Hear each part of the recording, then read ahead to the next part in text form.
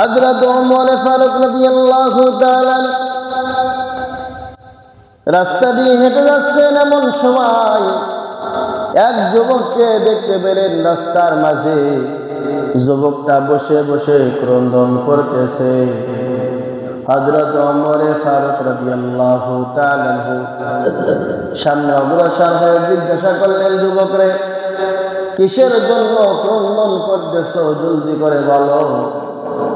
যুবকটা বলে, হে ওমর ভাই, আমি অনেক বড় একটা অপরাধ করে ফেলেছি, অনেক বড় একটা ভয়ঙ্কর গুনাহ করে ফেলেছি। হযরত ওমর ফারুক রাদিয়াল্লাহু তাআলা যুবকের কান্না দেখে নিজেও সহ্য করতে পারলেন না। যুবকের কান্না দেখে নিজেও ক্রন্দন করা শুরু করে দিলেন। এই অবস্থায় কাঁদতে কাঁদতে নবীজির দরবারে চলে গেলেন ওমর ফারুক রাদিয়াল্লাহু তাআলা। নবী আলাইহিস সালাতু ওয়াস সালাম জিজ্ঞাসা করলেন, মা ইবকিকা ইয়া ওমর, হে ওমর, তোমাকে কোন জিনিসে তোমাকে কাঁদিয়েছে, কোন জিনিসের কারণে তুমি ক্রন্দন করতেছো? হযরত ওমর ফারুক রাদিয়াল্লাহু তাআলা বললেন, ইয়া রাসূলুল্লাহ, ইয়া হাবিবাল্লাহ, আমি কান্না করতেছি, এর পিছনে কারণ অবশ্যই আছে। হযরত ওমর ফারুক রাদিয়াল্লাহু তাআলা বললেন, ইয়া রাসূলুল্লাহ, ইয়া হাবিবাল্লাহ, আমি যে রাস্তা দিয়ে আপনার কাছে আসলাম, এই রাস্তার পাশে একটি যুবককে আমি ক্রন্দন করতে দেখে আসলাম। ইয়া রাসূলুল্লাহ, ইয়া হাবিবাল্লাহ, জানি না কিসের জন্য ক্রন্দন করতেছে, তবে যুবকটাকে জিজ্ঞাসা করা মাত্র আমাকে আনসার গুলো বলে দিল, আমি অনেক বড় একটা ভয়ঙ্কর অপরাধ করে ফেলেছি। নবী আলাইহিস সালাতু ওয়াস সালাম বললেন, হে ওমর, জলদি করে যাও, আমার ওই যুবক লোকটাকে তুমি আমার কাছে নিয়ে আসো। হযরত ওমর ফারুক রাদিয়াল্লাহু তাআলা চলে গেলেন। চলে যাওয়ার পর যুবককে সাথে করে নিয়ে নবীজির দরবারে আসলেন। নবী আলাইহিস সালাতু ওয়াস সালামকে দেখে যুবকটার জোরে কান্না শুরু করে দিল, ইয়া রাসূলুল্লাহ, ইয়া হাবিবাল্লাহ, আমি অনেক বড় একটা ভয়ঙ্কর গুনাহ করে ফেলেছি, অপরাধ করে ফেলেছি। নবী আলাইহিস সালাতু ওয়াস সালাম বললেন, যুবককে শান্ত হও। যুবক কিছুতেই শান্ত হয় না। আল্লাহর নবী বললেন, যুবকরে, তোমার অপরাধ বড় নাকি আল্লাহ তাআলার এই সৃষ্টিকুল বড়? যুবকটা বলে, ইয়া রাসূলুল্লাহ, ইয়া হাবিবাল্লাহ, অবশ্যই আমি মনে করি আমার এই অপরাধটা আল্লাহ তাআলার এই সৃষ্টিকুলের থেকেও বড় হবে। নবী আলাইহিস সালাতু ওয়াস সালাম আবার প্রশ্ন করলেন, যুবকরে, তোমার অপরাধ বড় নাকি আল্লাহ তাআলার আরশ কুরসি বড়? যুবকটা বলে, ইয়া রাসূলুল্লাহ, ইয়া হাবিবাল্লাহ, আমি মনে করি আমার অপরাধটা আল্লাহ তাআলার আরশ এবং কুরসির চাইতেও বড় হবে। নবী আলাইহিস সালাতু ওয়াস সালাম আবার বললেন, যুবকরে, তোমার অপরাধ বড় নাকি আল্লাহ তাআলার দয়া বড়? যুবকটা বলে, ইয়া রাসূলুল্লাহ, ইয়া হাবিবাল্লাহ, আমি যে অপরাধ করেছি আমার মন বলে আল্লাহ তাআলার দয়া থেকে আমার অপরাধটা বড় হবে। নবী আলাইহিস সালাতু ওয়াস সালাম বললেন, যুবকরে, তুমি কি কাউকে হত্যা করেছো নাকি? বলে, না ইয়া রাসূলুল্লাহ, আমি কাউকে হত্যা করি না। নবী আলাইহিস সালাতু ওয়াস সালাম বললেন, তাহলে তুমি কি আল্লাহ তাআলার সাথে শিরক করেছো নাকি? বলে, না ইয়া রাসূলুল্লাহ, আমি আল্লাহ তাআলার সাথে শিরক করি না, কাউকে হত্যাও করি না। নবী আলাইহিস সালাতু ওয়াস সালাম বললেন, যুবকরে, তাহলে জলদি করে বলো, তুমি কি অপরাধ করার কারণে নিজেকে এরকম বেশি গুনাহগার মনে করতেছো? তুমি কি এরকম ভয়ঙ্কর গুনাহ করেছো? জলদি করে বলো।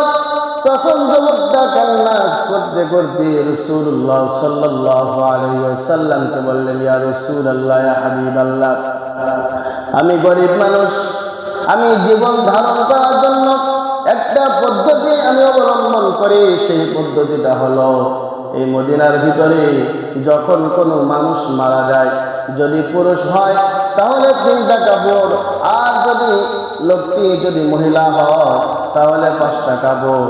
এগুলো তার কবর খনন করে তার শরীর থেকে নিয়ে এসে আমি বাজারে বিক্রয় করে আমার জীবিকা নির্বাহ করি।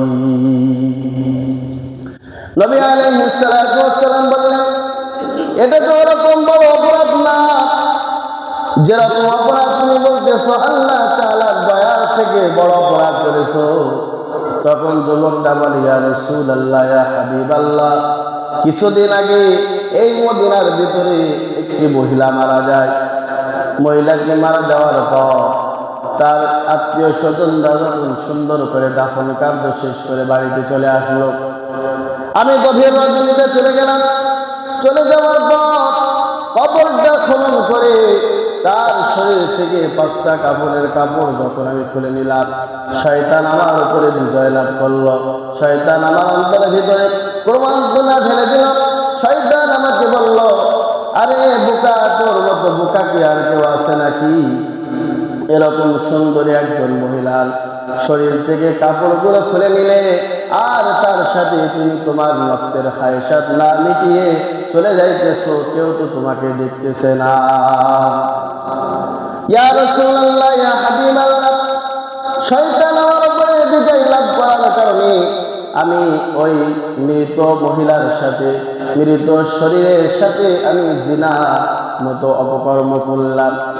জিনাহের খায়সাত মিটানোর পরে আমি যখন সেখান থেকে উঠে আসলাম, উঠে আসার সঙ্গে সঙ্গে ওই মহিলাই কেমন যেন আমাকে হাত ছাড়ে দিয়ে বলতেছে, রে যুবক, আমি তো পাক পবিত্র ছিলাম, আজকে হাজার হাজার কবরবাসীর সামনে তুই আমাকে জিনা করে আমাকে তুই নাপাক বানিয়ে চলে গেলি।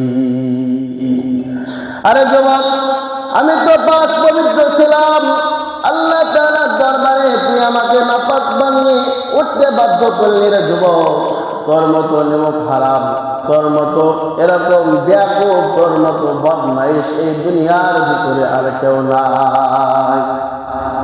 ইয়া রাসূলুল্লাহ, ইয়া হাবিবাল্লাহ, আমি এই কথা শোনার সঙ্গে সঙ্গে কবর থেকে উঠে আসার পরে আমার অন্তরের ভিতরে ভয় চলে আসলো। না জানি আল্লাহ তাআলা আমাকে এই মুহূর্তে দুনিয়ার থেকে নিয়ে চলে যায় কিনা।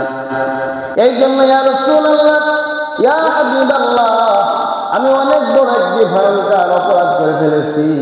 নবী আলাইহিস সালাতু ওয়াস সালাম যুবকের কথা শুনতেছেন। নবী আলাইহিস সালাতু ওয়াস সালাম যুবকের কথা শুনে তিনিও কেঁদে ফেললেন। নবী আলাইহিস সালাতু ওয়াস সালাম যুবককে কোনো সমাধান দিলেন না। যেহেতু অনেক বড় অন্যায় করে ফেলেছে, অনেক বড় অপরাধ করেছে, নবী আলাইহিস সালাতু ওয়াস সালাম কোনো সমাধান না দেওয়ার কারণে যুবকটা দৌড় মেরে চলে গেল পাহাড়ের চড়ায়। পাহাড়ে যে চিল্লায় চিল্লায় ক্রন্দন করে, আল্লাহ, আমি তো তোমার নাফরমান বান্দা, আমি তো তোমার পাপী বান্দা। ইয়া আল্লাহ, দুনিয়ার ভিতরে, আসমানের নিচে, জমিনের উপরে আমার মতো নাফরমান, আমার মতো পাপী বান্দার কেউ না। এইভাবে যুবকটা হাওমাও করে নিজের গুনাহের জন্য লজ্জিত হয়ে ক্রন্দন করা শুরু করে দিয়েছে। একদিন নাই, 2 দিন না, একাধারে যখন বান্দা 40 দিন হয়ে গেল, বান্দার শরীরের ভিতরে আল্লাহ পাক রব্বুল আলামিন এমন বরকত আল্লাহ তাআলা ঢুকিয়ে দিলেন। 40 দিন পর বান্দার চোখ দিয়ে এখন আর পানি বাইর হয় না। বান্দার চোখ দিয়ে পানি শেষ হয়ে এখন রক্তের ফোঁটা বাইর হওয়া শুরু হয়ে গেছে। রক্তের ফোঁটা বাইর হওয়ার পর 40 দিন যখন পূর্ণ হয়ে গেল, আল্লাহ পাক রব্বুল আলামিন হযরত জিবরাইল আলাইহিস সালাতু ওয়াস সালামকে পাঠিয়ে দিলেন, যাও যাও আমার বন্ধুর কাছে যে তুমি 3টা প্রশ্ন করবা। 3টা প্রশ্ন করার পরে তাকে জানিয়ে দিবা আল্লাহ তাআলা তোমার ওই উম্মতকে আল্লাহ ক্ষমা করে দিয়েছে। নবী আলাইহিস সালাতু ওয়াস সালামের কাছে জিবরাইল আলাইহিস সালাতু ওয়াস সালাম এসে প্রশ্ন করলেন, ইয়া রাসূলুল্লাহ, ইয়া হাবিবাল্লাহ, আল্লাহ তাআলা জানতে চেয়েছেন এই কুল কায়নাতকে কে সৃষ্টি করেছে। আল্লাহ নবী বললেন অবশ্যই আল্লাহ তাআলা সৃষ্টি করেছেন। 2 নম্বর প্রশ্ন, ইয়া রাসূলুল্লাহ, আল্লাহ তাআলা জানতে চেয়েছেন এই পুরা মানব জাতিকে কে সৃষ্টি করেছেন। নবী আলাইহিস সালাতু ওয়াস সালাম বললেন আল্লাহ তাআলা সৃষ্টি করেছেন। জিবরাইল আলাইহিস সালাতু ওয়াস সালাম আবার প্রশ্ন করলেন, বান্দা যখন কোনো অপরাধ করে এই অপরাধগুলোকে কে ক্ষমা করে দেন? তখন নবী আলাইহিস সালাতু ওয়াস সালাম বললেন, সমস্ত অপরাধগুলো আল্লাহ তাআলা ক্ষমা করে দেন। হযরত জিবরাইল আলাইহিস সালাতু ওয়াস সালাম নবীজি সাল্লাল্লাহু আলাইহি ওয়াসাল্লামকে বললেন, ইয়া রাসূলুল্লাহ, ইয়া হাবিবাল্লাহ, আজ থেকে 40 দিন আগে আপনার কাছে এক যুবক আসছিল। সে অনেক বড় অপরাধ করে ফেলেছিল। অপরাধ করার কারণে আপনার কাছে বলার পরে কোনো সমাধান আপনি দেন নাই, যার কারণে যুবকটা চলে গেছে পাহাড়ে। পাহাড়ে যাওয়ার পর আজকে 40 দিন যুবক তার সন্তানের খোঁজ নেয় না, তার মা বাবার কারোর খোঁজ নেয় না, তার স্ত্রীর খোঁজ নেয় না। যুবকটা কান্না করতে করতে তার অবস্থা বড্ড খারাপ, সে কঙ্কাল হতে চলেছে। ইয়া রাসূলুল্লাহ, ইয়া হাবিবাল্লাহ, আপনি আপনার ওই সাহাবীকে জলদি করে বাঁচিয়ে দিন। নবী আলাইহিস সালাতু ওয়াস সালাম কয়েকজন সাহাবায়ে কেরামকে পাঠিয়ে দিলেন, যাও আমার ওই সাহাবীকে তোমরা নিয়ে আসো। নিয়ে আসার পরে সেই সাহাবী যুবকটি এখনো ক্রন্দন করতেছে। তখন নবী আলাইহিস সালাতু ওয়াস সালাম বললেন, যুবক রে, আর ক্রন্দন করো না, আর কেঁদো না। আল্লাহ পাক রব্বুল আলামিন তোমার সমস্ত অপরাধগুলোকে আল্লাহ ক্ষমা করে দিয়েছে। এরকম পাপী ব্যক্তিকে যদি আল্লাহ ক্ষমা করতে পারে, আমি আপনি আর কি পাপ করেছি বলেন? মৃত লাশের সাথে জিনা করেছে, তাকে যদি আল্লাহ ক্ষমা করতে পারে, আমাকে আপনাকে ক্ষমা করবে না?